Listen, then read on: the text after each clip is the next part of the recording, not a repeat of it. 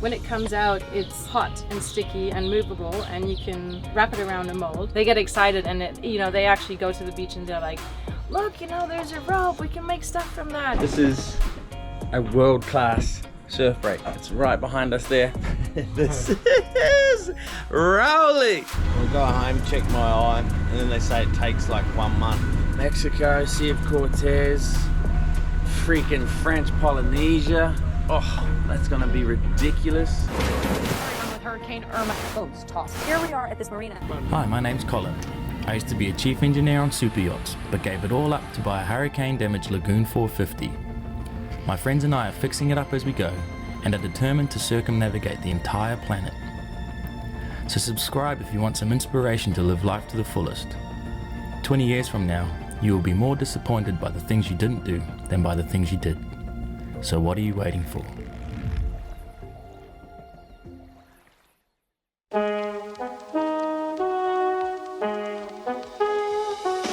Alright guys, I want to introduce you to someone pretty special.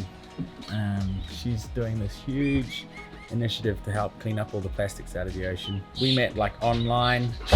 We did a beach cleanup thing, campaign. Now we're neighbors.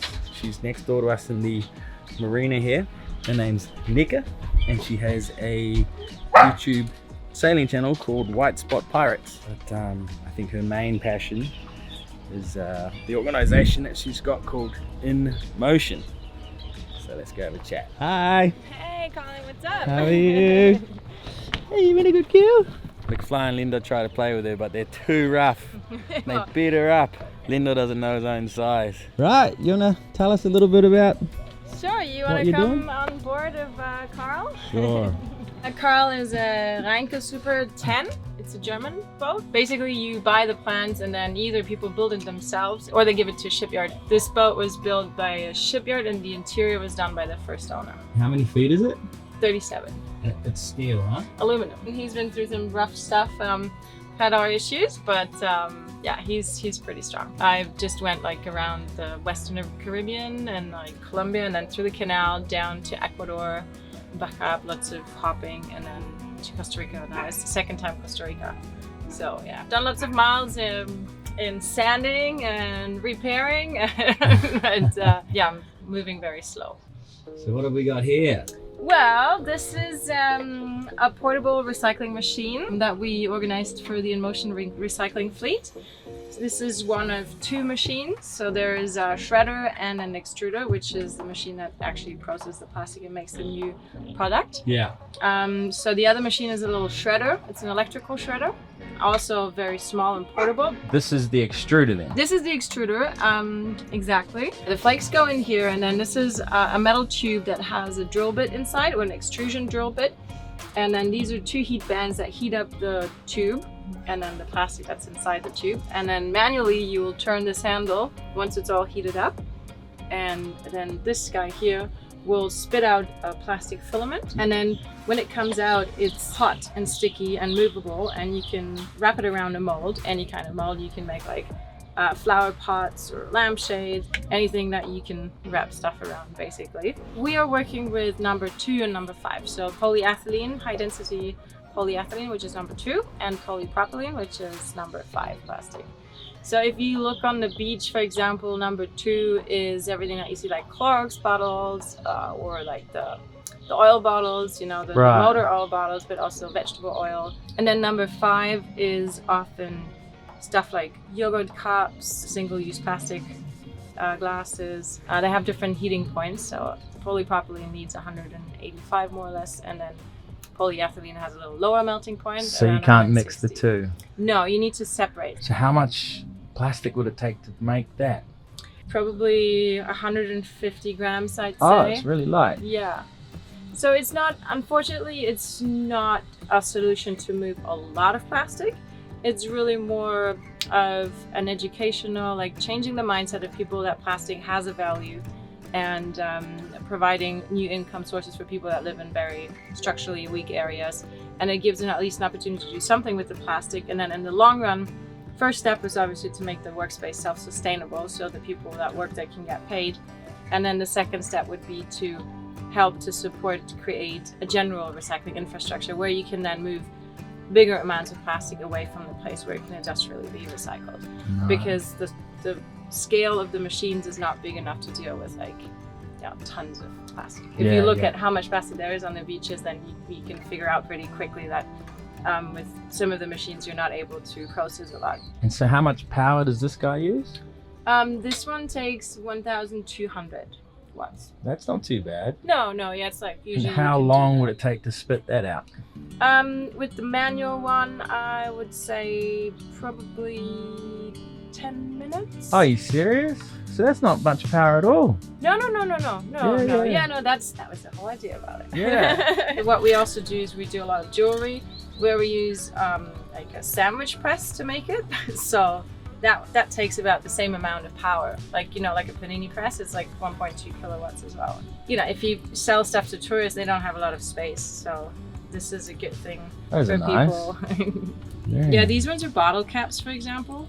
And this is how we started off, just doing manual recycling, just like doing little baskets, trying with very little investment costs and very little tools to create something from the trash that we find on the beach. And we did like workshops with local kids, which for them, I mean, if you live in a city and you have access to lots of shopping places and it's something different, but we did a lot of like little toys and puppets and even the baskets or like bracelets and stuff like that. For them, it's really, they get excited, and they actually go to the beach and they're like, look, there's a rope, we can make stuff from that. So it's really beautiful to see that actually the change of mindset is happening and taking place. Yeah. Little seeds are being planted. What inspired you to start all of this? When you had in mind you're going to sail around the world, you probably didn't think you'd be like playing in plastic all the time. No. So we were sort of always, any beach that I went to, put up my hammock and I'd be swinging on top of all this colorful material.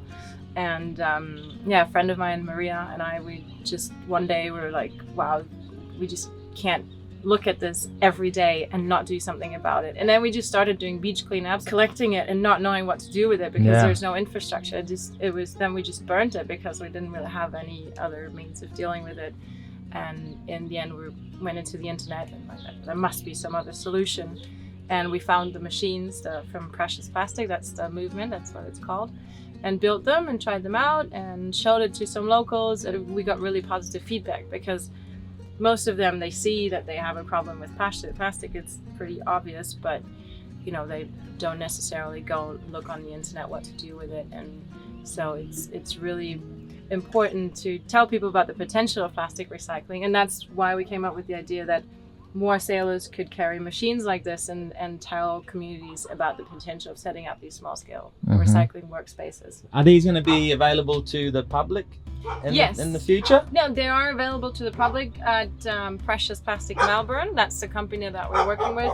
And there's another company that's called Plasticpreneur. They have a manual shredder that's about yay big, and you just hand crank it.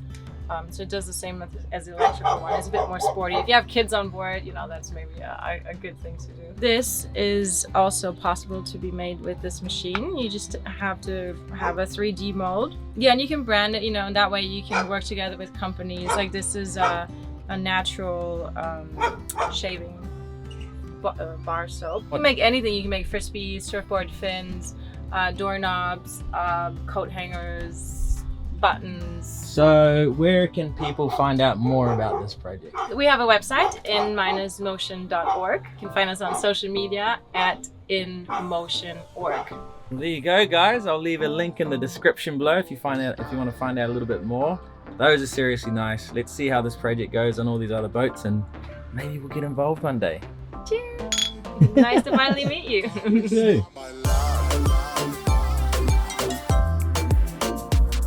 Yay! You're driving. We're leaving. Just paid the marina bill. Got our Zape in hand, which is our cruising permit. And we're just gonna go get some fuel. We're gonna go, whoa, shit! Almost fell in the water. And we're going to go to Pavones. That's where the rest of the crew are. I'm gonna go pick them up.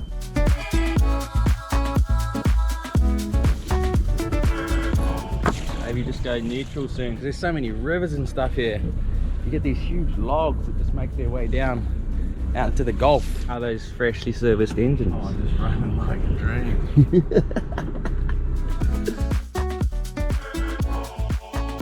So they don't have any gasoline here.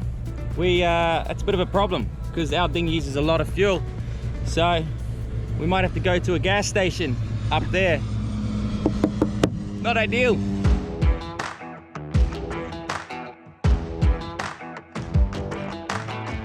Hey guys, we've been a little bit busy, but we ended up just jumping in the boat and motoring out to Pavonis. This is a world-class surf break. It's right behind us there. There's another Lagoon 570 anchored here. This is Rowley. This is the sacrifice you make. If you want to park next to these surf spots, you're often sitting right in the swell and the boat is going up, down, up, down. And we're here to pick up Brittany and Blake. We'll try to find a spot to land this dinghy to pick them up. This is not a good idea. We'll see how we go. A lot of swell around, but that's okay. World-class waves right there.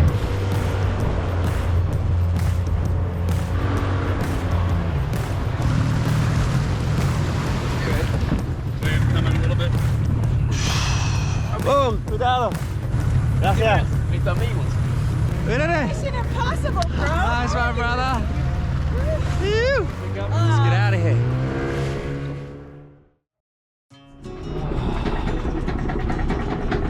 5 o'clock in the morning.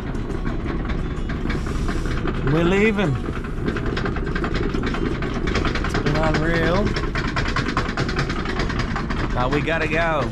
We're gonna go around the corner to a place called Drake's Bay. So on the way to Drake's Bay, we're gonna check out Matapalo again, that other surf spot that we went to. Bye, Pavonis. Man, to be able to do this kind of stuff, it's hard to put into words how incredibly gratifying this is. To be able to anchor right next to the Pavonis surf spot with our own boat and surf it off the back of the boat is just absolutely unreal. Like, for me, that's just one of the main reasons I bought this boat, was to be able to do these little surf trips. And for all these little bucket list things to be getting ticked off the list is just so rewarding. I just spoke to Brian from Dallas last night. He's anchored at a place called Puerto Jimenez, and he's leaving right about now, but he's a little bit further away, so we're gonna beat him to the peninsula here. They wouldn't be able to surf here at Matapalo, so we're just gonna have a look if there's any waves, and we'll have like an hour and a half to surf there if there's waves. If not, we're gonna carry on. And then I think our plan is to keep moving north quite quickly. This guy here is gotta go back to Australia to have surgery on his eye. I've got a cataract on my eye. It's like something that old people get, but I think it's to do with sunlight reflection. Well, that's what the doctors are telling me anyway. I'll go home, check my eye, and then they say it takes like 1 month. I'll probably go working for a month, and then I'll come back, get the operation, go work for another month because they want to check up, and then after that come back to Mexico. There you go. So we're gonna be Jamie-less for a little bit. There's a chance I might have to go back to work as well. So, like last year, we can all go make money, come back, keep sailing, keep living the dream. We're very, very, very grateful for these kind of experiences and opportunities, and there's only more to come. Mexico, Sea of Cortez, freaking French Polynesia. Oh, that's gonna be ridiculous. Across the Pacific Islands, Samoa, Tonga, Niue, Cook Islands, New Zealand. Are you kidding me? That's what we got to look forward to. Okay, let's go see what's happening at Matapalo. Fish on, fish on. Looks solid. Nice. Little Spanish mackerel. Lunch. Perfect eating size. Those are really delicious. Here we are at Matapalo. This is that spot that we surfed last time. Such an epic wave. It's a right on this point here. There's 3 other waves right here, Backwash and Pan Dulce. It looks like there's a bit of swell. Trying to get a little bit closer so that we can just surf straight off the back of the boat without putting the dinghy in. I love this shit. I love it.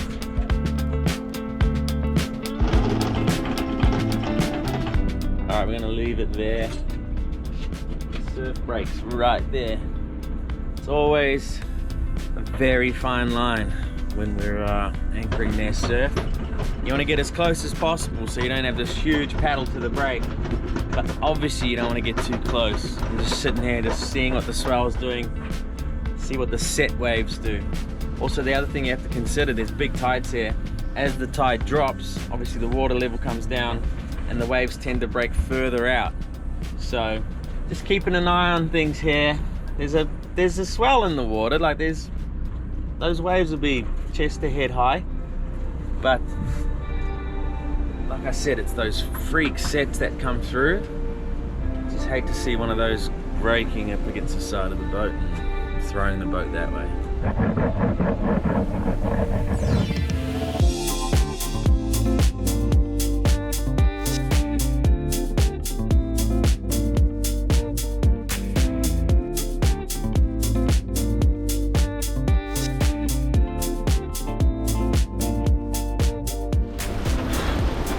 I've had better surfs in my lifetime. Caught 2 waves, and both times the GoPro came out of the mount and was just flopping all over the board by the lanyard. So I had to pull out of the wave both times. Then it started pouring down with the rain, could hardly see anything. Trying to catch waves and the rain's just pounding in the face. Yeah, not ideal. Everyone's wearing yellow today or what? Just a couple of bananas and pajamas over here. Oh. Sorry, I forgot I was in gear, talking to the camera. I was just talking to you guys, I left us in gear. We're driving away, the anchor's not even up. Oh, what a morning. Can only go up from here. Yeah, the thing that was working against us here is Matapalo is a low to mid-tide spot. And we're here just after high tide. So the waves weren't really breaking nicely. I bet you from now on, as we approach mid-tide, it's gonna start getting really good. But we gotta go. We don't want to go to Drake's Bay and get there in the dark.